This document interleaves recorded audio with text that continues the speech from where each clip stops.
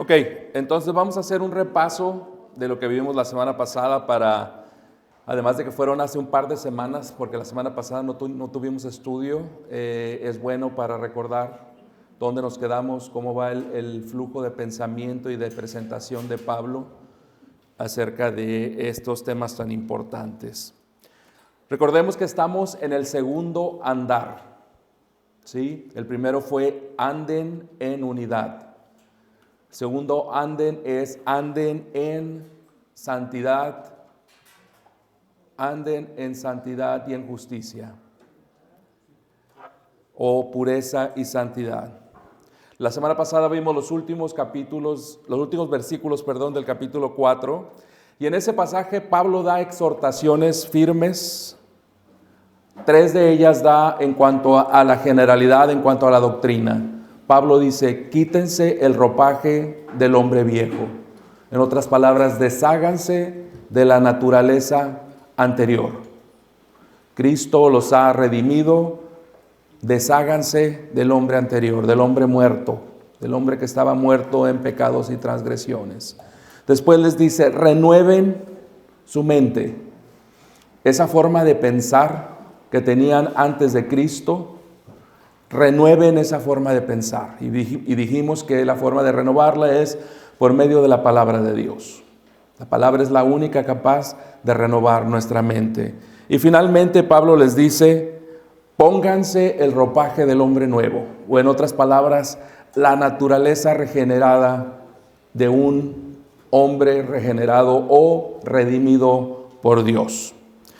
Entonces, como resultado de este proceso de quitarse el hombre viejo, de renovar la mente, de ponerse el hombre nuevo, Pablo les da diferentes mandamientos en los versículos finales del capítulo 4. Les dice primero: paren de mentirse y engañarse los unos a los otros. Después les va a decir: enójense, pero no pequen, y que no se ponga el sol sobre su enojo. Tercero, les va a decir: paren de robar. Cuarto, les dice: alejen toda amargura, enojo, ira, gritería y maledicencia y toda malicia. Y por último, en el capítulo 4 les dice: sean benignos unos con otros, perdonándose unos a otros, aun como Dios también los perdonó. En cuanto a que dejaran de mentirse, Pablo les dice que el mentir es algo que va atentando directamente contra la naturaleza de Dios, porque Dios es ¿qué? Dios es verdad. ¿Sí? Vimos en Proverbios 6, 16 al 19 que 6 cosas aborrece el Señor y aún 7 son abominación a sus ojos. Y dentro de esas 7 cosas que menciona Proverbios, 2 veces menciona la mentira. Es la única de las cosas que el Señor aborrece y que son abominación a sus ojos, que Él repite 2 veces. Dijimos que la forma de literatura hebrea, el repetir algo es traer atención al lector y decirle: esto es de suma importancia para el que está hablando, en este caso el Señor. Entonces la mentira es gravosa, es un pecado gravoso en frente de los ojos del Señor. Todos los pecados son gravosos en frente de los ojos del Señor, pero hay diferentes grados de gravedad dentro de los ojos del Señor, y la mentira es uno de esos que es especialmente gravoso a los ojos del Señor. Juan 14, 6 dice: yo soy la verdad y el camino y la vida. Una vez más, la verdad, la mentira atenta contra la propia naturaleza de Dios. El Señor dice que ¿quién es el padre de la mentira? Satanás. Satanás es un mentiroso desde el principio. Sabemos que el pecado por el cual el pecado entró al mundo fue ¿cuál? La mentira. La mentira por la cual la serpiente engañó a Eva. Entonces es un pecado extremadamente gravoso a los ojos del Señor. Ahora entendimos que los efesios eran un grupo de gente, una iglesia que tenía poco tiempo de haber venido al Señor. Y por lo tanto probablemente todavía no entendían bien cuáles eran los requerimientos o las expectativas del Evangelio de Cristo. Y esa es una enseñanza que todos dijimos como iglesia tenemos que entender. Toda gente que viene nueva al Señor necesita ser discipulada, necesita ser ministrada. Sí, les compartía yo que en mi caso, cuando el Señor me salva, no tenía idea de qué es lo que tenía que hacer. Ni idea. Sabía lo que había pasado, lo entendía, mas no sabía cuáles eran las cosas que debía yo de hacer. Entonces pasó un periodo de tiempo en el cual el Señor, a través de diferentes hermanos, me ministraron. Y es cuando yo pude entender, ok, esto es lo que el Señor espera de todo hijo de Dios. Entonces tenemos que entender eso. Y es probablemente por lo cual Pablo les dice, hey, no hagan esto. ¿Sí? ¿Por qué? Porque afecta la armonía dentro del cuerpo de Cristo. Vimos el ejemplo ridículo de que el ojo le mienta al pie, y aun cuando hay un hoyo ahí le diga al pie, no, tú dale, síguele. No es un hoyo, está bien, está parejo. ¿Qué es lo que va a pasar? El pie va a tropezar y todo el cuerpo va a caer. Y es el mismo ejemplo que vemos aquí. Pablo dice, no se mientan, porque esto afecta el funcionar del cuerpo de Cristo. Todos somos parte de lo mismo. Somos parte de un cuerpo. Y al mentirle a los demás, ¿a quién le estamos mintiendo? A nosotros mismos. Porque somos parte del mismo cuerpo. Sí, nos pertenecemos, Pablo dice, nos pertenecemos los unos a los otros en Cristo.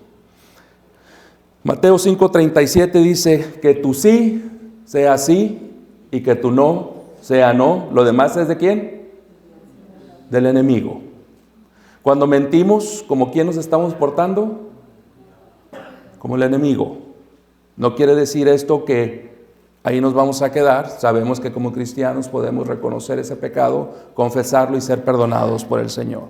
Pero mantengan esto en mente porque tiene que ver con el estudio de hoy. Después les dice, enójense pero no pequen. Y vimos que no era un enunciado condicional. No dice, si se enojan, no pequen. No es lo que dice el original. Inclusive hay comentaristas que quieren traducirlo de esa manera. Y dice, no, realmente lo que Pablo está diciendo es, si se enojan, no pequen. No. El griego es un lenguaje muy específico y no te deja lugar a esas interpretaciones. Enójense es un mandamiento. Pablo les está diciendo a los efesios, enójense.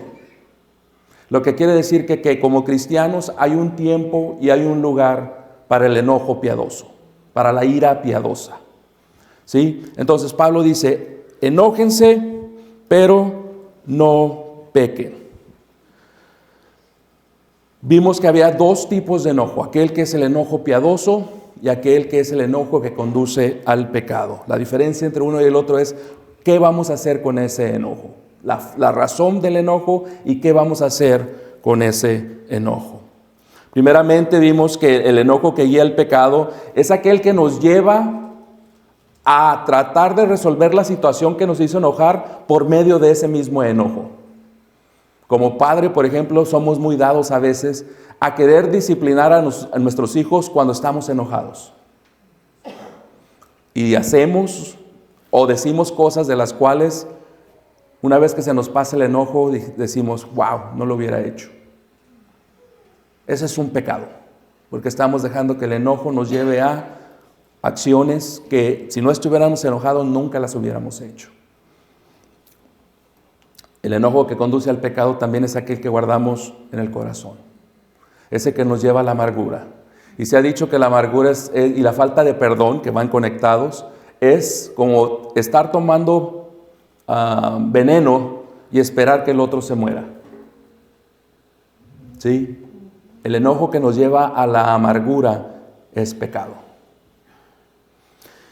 Sin embargo, hay un enojo, hay un tiempo que es el enojo o la ira piadosa. ¿Cuál es esta? Es toda aquella ira, todo aquel enojo que es generada ya sea por una conducta contraria a la ley de Dios, una conducta que es contraria a la voluntad de Dios, o una conducta que va en contra de la persona, la gloria de Dios. Todo aquello que tenga que ver con Dios, ¿sí? Dice la palabra de Dios que Lot vivía atormentado, puede ser traducido también enojado, cargado por la conducta de la gente en Sodoma. ¿Por qué? Porque era una gente impía. Entonces hay ira, hay un lugar para la ira, pero esta es una ira que nos lleva a actuar para confrontar esa conducta, especialmente a nosotros como cristianos dentro de la iglesia, especialmente dentro de la iglesia. Hoy en día, hermanos, especialmente es importante confrontar esas actitudes dentro de la iglesia. Como hemos dicho muchas veces, el testimonio de la iglesia, la influencia de la iglesia se ha disminuido a tal grado que ahora el mundo es el que está infiltrando la iglesia y no al revés. Como cristianos tenemos la obligación, ¿sí? Porque es un mandamiento de tener ira piadosa y confrontar esas cosas. Amén. Y dice, no se ponga el sol sobre su enojo, ni deis lugar al diablo.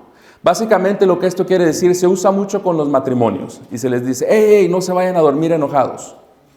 Puede ser y puede aplicar, pero el contexto más amplio lo que quiere decir es, no le des largas para resolver el asunto.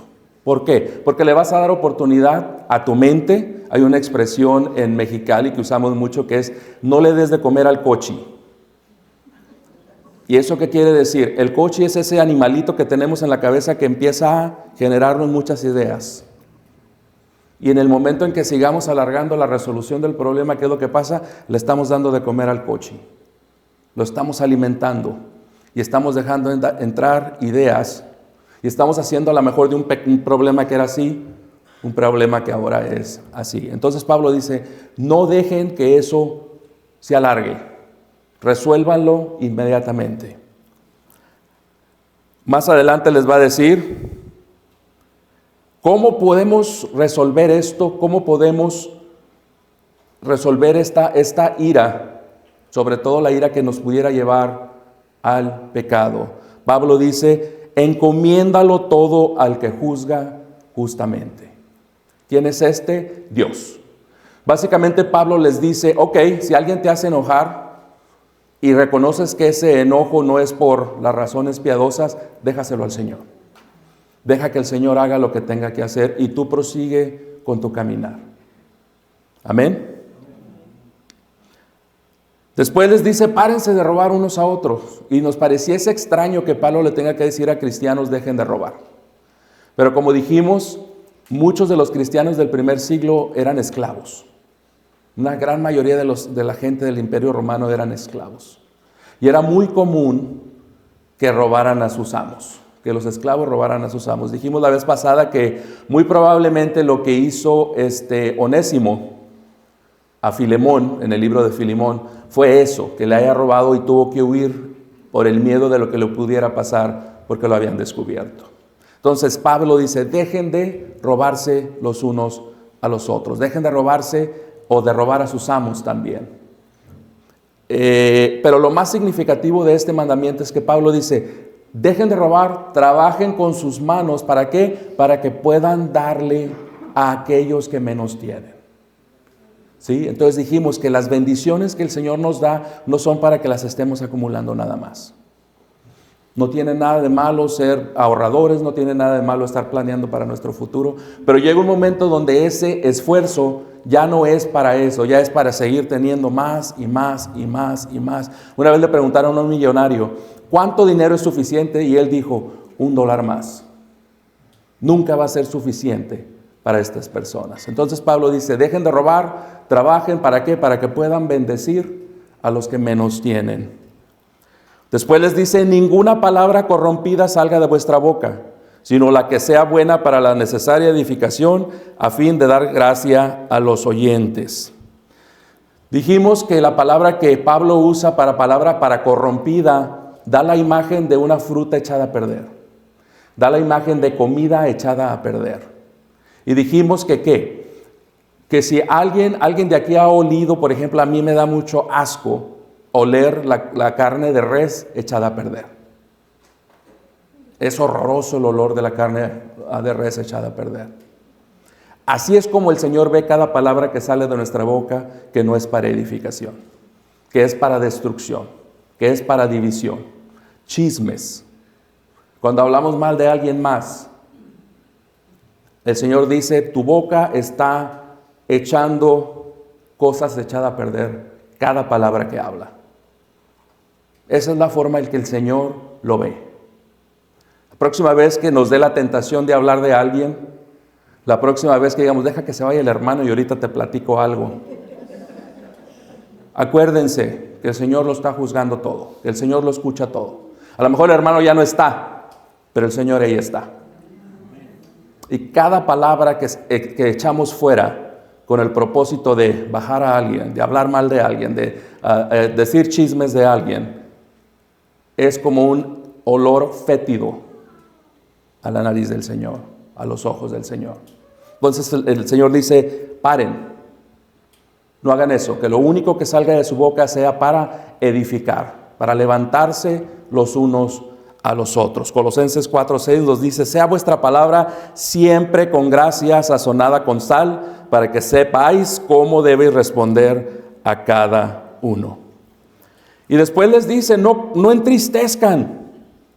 Algo que nunca pensamos, hermanos, que con todo ese proceder de mentir, de robar, de hablar de alguien, de decir cosas que no debemos de decir, estamos entristeciendo, contristando al Espíritu Santo de Dios. ¿Sí? El mismo Espíritu que nos selló en el momento de nuestra redención, hermanos, es el mismo Espíritu que selló a los demás. Cuando yo esté enojado con Lee, antes de querer decir algo negativo acerca de él, debo de pensar, número 1, que Lee fue creado a la imagen de Dios. Número 2, que Lee fue salvo por el mismo Señor. Y finalmente que Lee está sellado por el mismo Espíritu que me selló a mí en el momento de mi salvación. En el momento en que yo me olvide de esas cosas y haga algo en contra o diga algo en contra de Lee, estoy entristeciendo al Espíritu Santo. Y no solo eso, hermanos, estamos pisoteando el amor del Espíritu Santo. Estamos escupiendo el amor del Espíritu Santo. ¿Sí?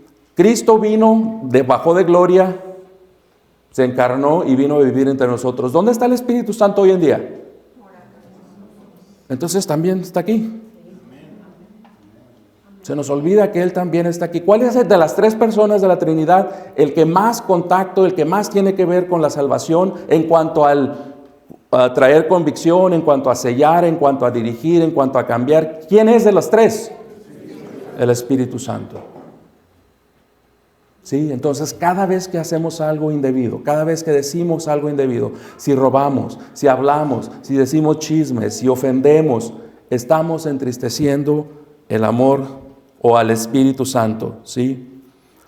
Entonces, ofendemos su santidad y mancillamos su amor. Mancillamos. Él también vino a este mundo. Él también está ahorita entre nosotros y en nosotros. Y se nos olvida. Es de las 3 personas de la Trinidad que sabemos menos. Lo vemos como algo raro. Lo vemos como algo alejado allá por allá. Sin entender que es el que más cercano está de nosotros. Que si no hubiera sido por el trabajo del Espíritu Santo de traernos convicción, no estuviéramos aquí. Obviamente el plan del Padre, el sacrificio del Hijo, pero el que vino a trabajar en nosotros fue el Espíritu. Finalmente Pablo les dice, quiten de vosotros toda amargura, enojo, ira, maledicencia y toda malicia. Vimos que la amargura da lugar a ¿qué? A la ira y al enojo. La amargura da lugar a la ira y al enojo. ¿Sí? La ira y el enojo dan lugar a ¿qué? A la riña, dan lugar a la gritería y maledicencia y finalmente dan lugar a ¿qué? A la malicia. La malicia es que cuando hacemos cualquier cosa, a veces hacemos y decimos cosas sin realmente tener un propósito de lastimarse, nos salen, los decimos. Cuando hay malicia es algo que hacemos sabiendo lo que estamos haciendo y sabiendo que queremos dañar a la otra persona. Quiten toda malicia de entre ustedes, dice Pablo. Que nada de lo que hagan sea con la intención de dañar al otro. La amargura se define como una condición de maldad extrema, ser áspero, Describe una persona repugnante con la cual es difícil formar una relación.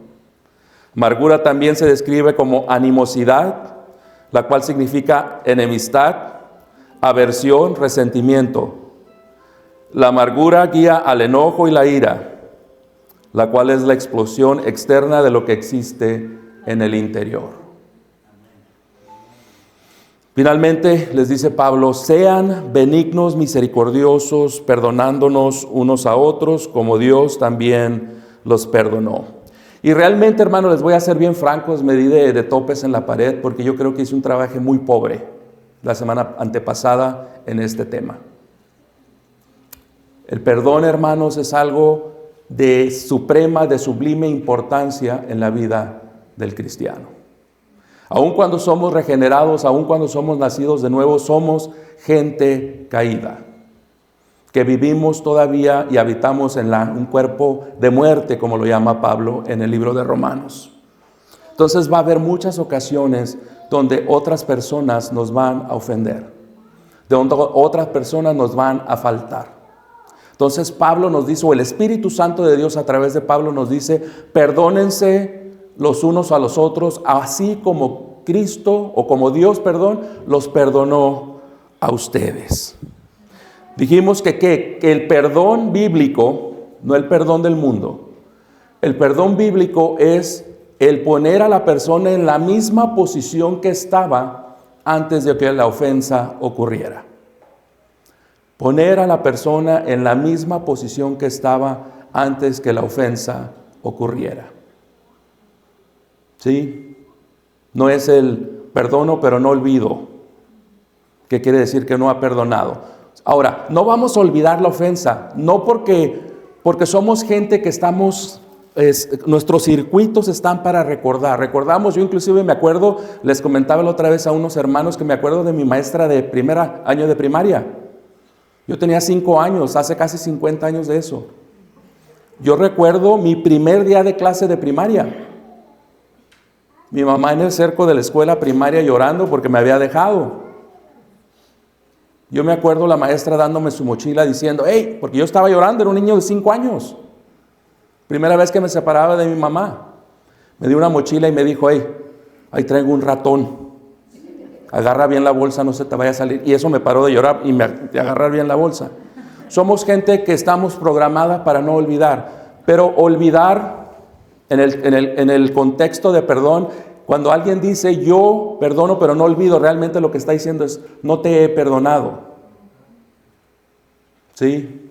Nunca vamos a olvidar el hecho, pero olvidar en el sentido o en el contexto del perdón quiere decir no dejar que nos afecte, no dejar que afecte la relación con esa persona. Ahora, algo que es muy importante, hermanos, dentro del contexto del perdón es muy seguidamente podrá haber perdón, pero a lo mejor no puede haber reconciliación.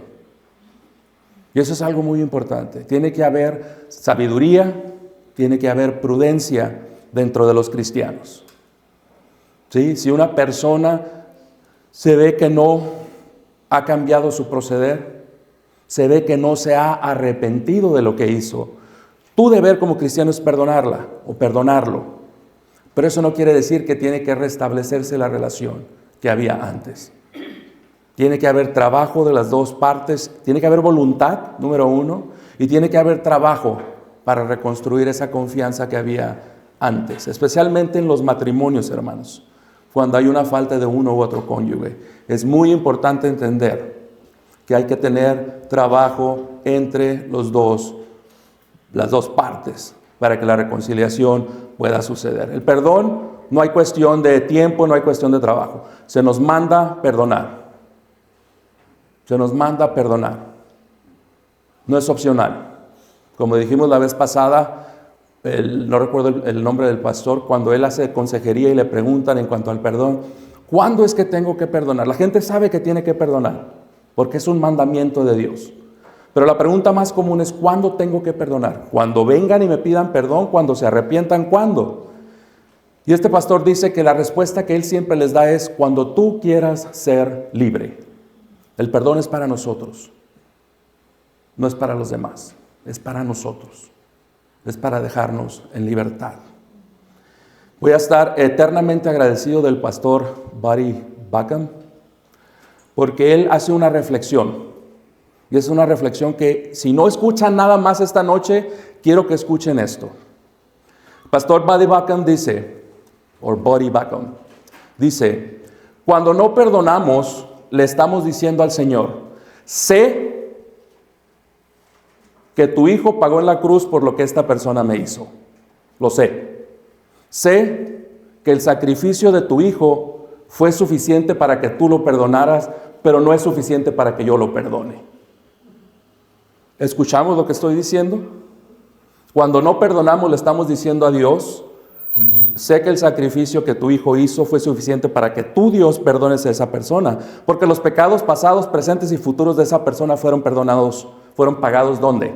En la cruz. Entonces, cuando no perdonamos, le estamos diciendo, fue suficiente para ti, Dios, pero no para mí.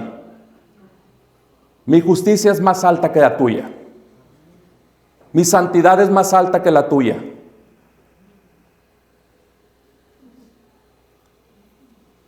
Y eso es lo que le estamos diciendo al Señor cuando no perdonamos. No perdonamos porque la gente se lo merece. Perdonamos porque hemos sido perdonados. Perdonamos porque se nos manda, el Señor nos manda perdonar. La otra persona no es que se lo merezca. Ni nosotros nos merecíamos ser perdonados. ¿O quién de los que estamos aquí podemos decir, yo merecía que Dios me perdonara? Entonces Pablo dice, perdónense los unos a los otros, aun como Dios los ha perdonado.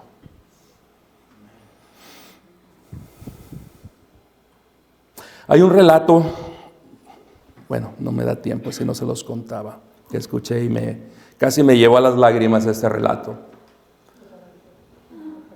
Va. Ok. ¿Quién es Tori? ¿Cómo se llama? David, no sé si les has escuchado. Corrie ten Boom. Ella fue una prisionera de un campo de concentración nazi en Holanda. Ellos eran holandeses, no eran judíos, pero a ellos se les encontró que estaban dándole caza y estaban escondiendo a judíos de los nazis. Entonces ellas son llevadas, toda la familia es aprendida, se llevan a los papás a un campo de concentración, a ella y a su hermana a otro campo de concentración. Ellas no vuelven a ver a sus padres nunca más. Dentro de ese campo de concentración muere su hermana. Por un error clérigo o administrativo, la sueltan a ella, ¿sí? Y 1 semana, 2 semanas después de que la sueltan a ella, matan a todas las personas que están en ese campo de concentración. El Señor la salva.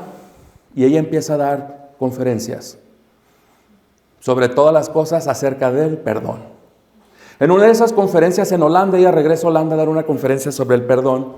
Y de repente se da cuenta, cuando todo el mundo se para y se va, que al fondo del lugar donde ella está uno de los guardias que las torturó dentro del campo de concentración. Cuando todo el mundo se empieza a ir, ella para su desmayo, ve que esta persona empieza a acercársele. Porque dentro de su discurso, ella dijo que estaba en ese campo de concentración y obviamente él, siendo un guardia anterior de ese campo, él sabía, pues que obviamente ella lo conocía a él. Entonces esta persona viene a él y se le acerca y le dice, dijiste que habías estado en tal campo de concentración. Sí, le dice ella, ok. La gloria sea dada a Dios, dice él, porque Él me ha perdonado por todas las cosas que he hecho. Le doy gracias a Dios que me libró de mi antigua forma de vivir y me dio perdón. Y le estira la mano a Corrie ten Boom para darle, como dice Pablo, the right hand of fellowship. Y ella, en lugar de darle la mano, se pone la mano en la bolsa. Entonces dice ella, pasaron unos segundos que para mí se sintieron como una eternidad. Pero en ese momento el Espíritu de Dios habló a mi corazón y me dijo todo esto que estamos hablando el día de hoy. Y Él le volvió a decir, gloria a Dios, porque ahora podemos ser hermanos en Cristo. Entonces dice, hey, en mi mente yo estaba diciendo, ¿a poco crees que con una discúlpame va a pasar todo lo que hiciste? Mi hermana murió por tu culpa. Mis padres nunca los volví a ver. Pero en ese momento, dice, el Espíritu Santo clavó algo en mi corazón. Dice, y entendí que tenía que perdonar, no porque quisiera, no porque así lo sintiera, sino porque es un mandamiento de Dios. Y como cristiano no tengo opción más que obedecer a Dios. Dice, en ese momento saqué mi mano, lo saludé, dice, y sentí una descarga eléctrica desde mi hombro hasta el resto de mi cuerpo. Y en ese momento empecé a experimentar sanidad. Todo ese remordimiento que yo tenía, o todo ese perdón, toda esa amargura que yo había cargado por tantos años, se fue. Y eso es lo que pasa, el perdón es para nosotros. Y perdonamos no porque la otra persona se lo merezca. Perdonamos porque esa es la voluntad de Dios. Perdonamos, ¿por qué? Porque hemos sido perdonados. Amén. Bueno, ya me fui un poquito largo, pero ni modo. La hermana me dijo que sí, yo le di. Entonces vamos a ver los versículos que vamos a ver el día de hoy. No vamos a ver los 5, vamos a leerlos, aunque ya David los leyó al principio del servicio, pero los vamos a leer. No nos va a dar tiempo de seguro. Vamos a ver cuando menos los primeros 2, que creo que son importantísimos que los entendamos.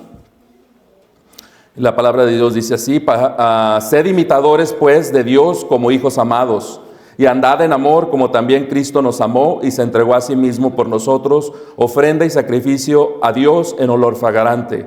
Pero fornicación y toda inmundicia o avaricia ni aun se nombre entre vosotros, como conviene a santos, ni palabras deshonestas, ni necedades, ni truhanerías, que no convienen, sino antes bien acciones de gracias. Porque sabéis esto, que ningún fornicario o inmundo o avaro, que es idólatra, tiene herencia en el reino de Cristo y de Dios.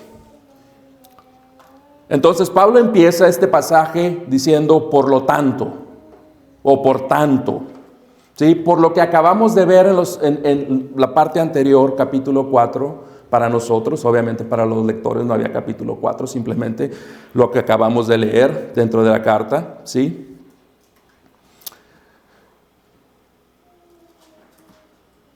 Pórtense o imiten a Dios porque son sus hijos amados. Imiten a Dios, ¿por qué? Porque son sus hijos amados. La semana pasada dije algo que causó algo de controversia. Dije que cuando mentimos, cuando vivimos una vida de mentira, cuando robamos, cuando hablamos mal de las demás gentes como una forma de vida, nos estábamos portando como nuestro padre. ¿Sí? Aquel que es un asesino desde un principio, aquel que es el padre de la mentira, aquel que es un ladrón que vino a matar, robar y destruir.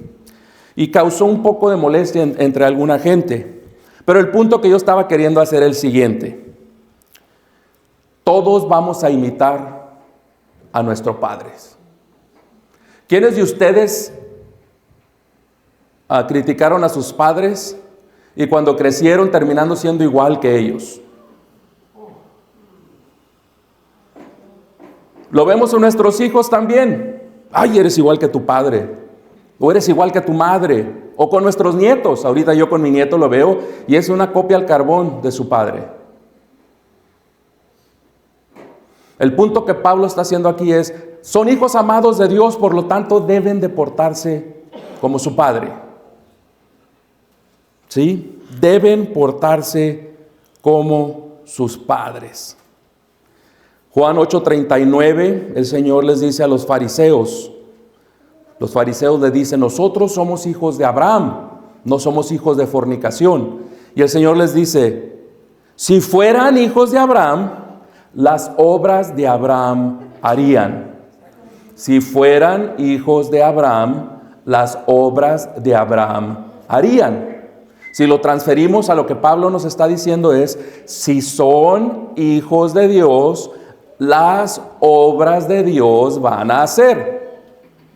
Si son hijos de Dios, las obras de Dios van a hacer. Si su vida es caracterizada por hacer las obras del enemigo, ¿cómo podemos decir que somos hijos de Dios? Ese es el punto que Pablo está queriendo hacer aquí. Pórtense como imiten a Dios. ¿Por qué? Porque Dios es su Padre. Y si son hijos de Dios, sus obras van a probar que son hijos de Dios. Amén. Sí, imiten a Dios.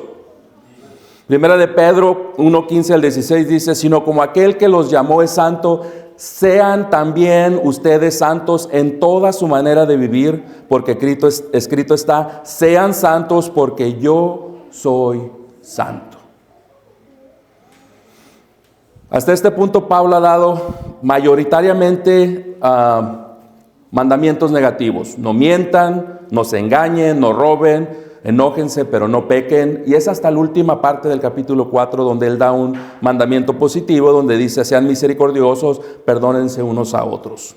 Y empezando aquí el capítulo 5, Pablo continúa con otro mandamiento positivo. Vivan una vida llena de amor, siguiendo el ejemplo de Cristo. Esa es la Nueva Traducción Viviente. Pablo les dice, vivan en amor. ¿Sí? Hermanos, ¿qué se imaginan ustedes cuando les enseñan una foto con los arcos dorados? ¿Qué es? Con los arcos dorados, the golden arches. McDonald's. Cuando les enseñan una manzanita, Apple. ¿Sí? Estamos acostumbrados, no, dice el Vargas que es Android. Estamos acostumbrados a ¿qué? A ver ese tipo de logotipo, y sabemos inmediatamente de quién estamos hablando. De la misma manera que estas compañías tienen este distintivo, los cristianos debemos tener un distintivo. Y ese distintivo es el amor. ¿Sí? Pablo les dice, anden en amor, ¿sí? Como Cristo anduvo en amor y se dio a sí mismo por nosotros. La gente debe de reconocer a los cristianos por su amor los unos por los otros. ¿Sí? La gente que nos rodea debe de distinguirnos por nuestro amor los unos por los otros. Lo podemos ver eso, por ejemplo, en la iglesia de Corintio. Se estaban peleando unos con otros. Había divisiones. Se estaban llevando a la corte unos contra otros. Alguien que no conocía al Señor, alguien que fuera del mundo, ¿creen ustedes que él creería o aceptaría el mensaje de esa iglesia? Si alguien nos oye pelear, nos oye diciendo cosas malas, nos ve haciendo cosas malas, ¿va a recibir el testimonio que les damos?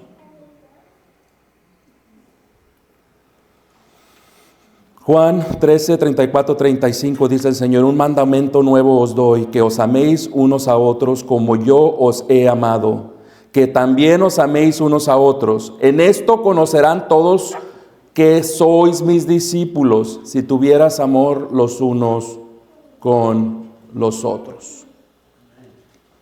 Amor los unos por los otros.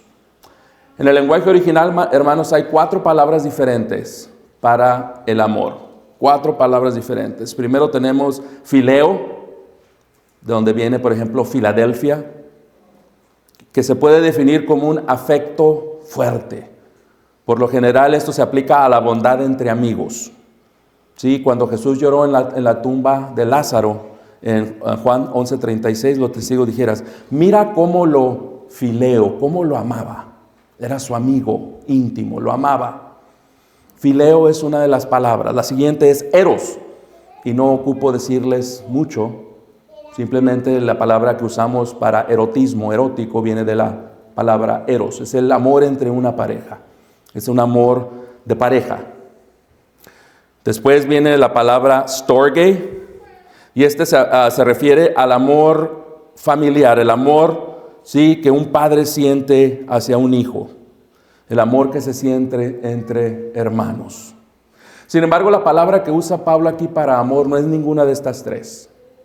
La palabra que Pablo usa es la palabra agape o agapeo, que es un derivado de esta palabra principal que es agape.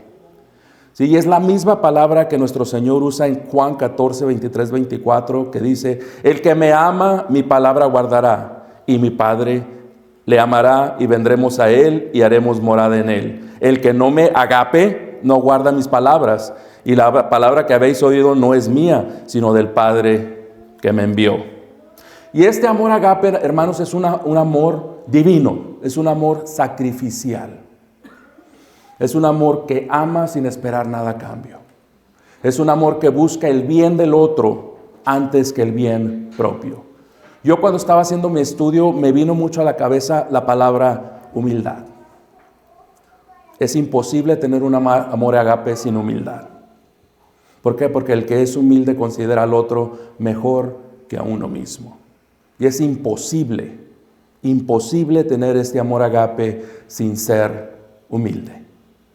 Entonces, es ese amor agape del que está hablando Juan. Es la misma palabra que Juan usa en Juan 3:16. ¿Quién no se sabe Juan 3:16? Porque de tal manera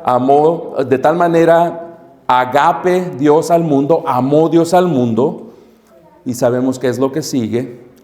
La misma palabra que el mismo apóstol Juan dice en 1 de Juan 4:19, nosotros le agapeo a él porque él nos agapeó primero, él nos amó primero.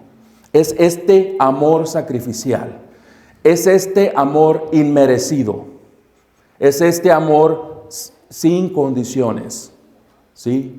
Que tiene su origen divino. El diccionario de términos griegos lo define como un amor, una vez más, incondicional, en el cual el que ama tiene en cuenta solamente el bien del ser amado. Tiene en cuenta solamente el bien del ser amado. Solamente el bien del ser amado. El comentarista Leon Morris nos dice: la palabra agape no era utilizada comúnmente antes del Nuevo Testamento. No era común, no era un amor que el mundo conocía antes del Nuevo Testamento. ¿Sí? No era una palabra que se usaba. Los cristianos la tomaron para usarla como palabra característica para expresar el amor.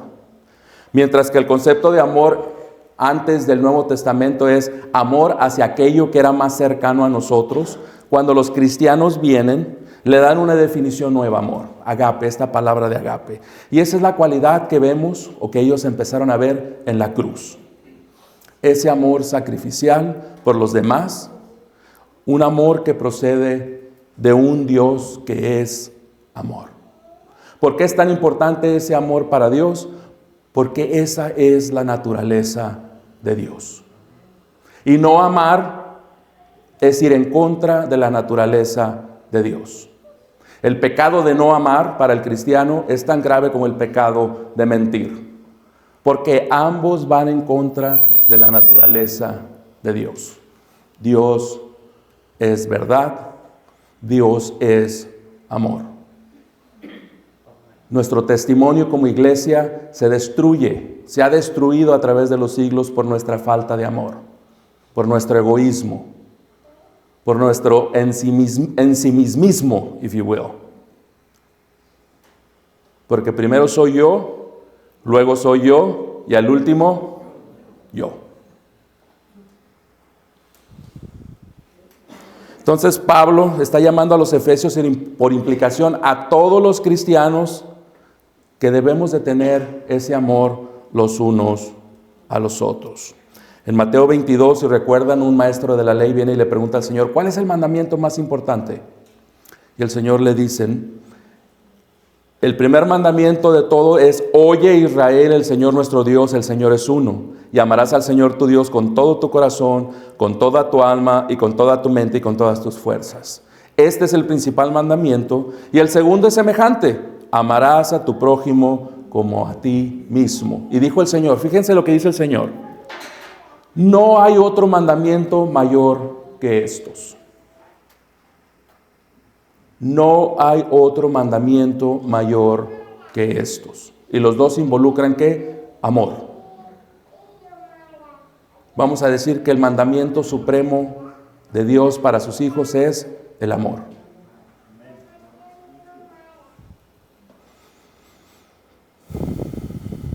Entonces, ¿cómo es ese amor? ¿Cómo describimos ese amor? Nos conviene, creo yo, como cristianos, entender cuál es el amor agape, cuál es el amor que Dios espera de nosotros.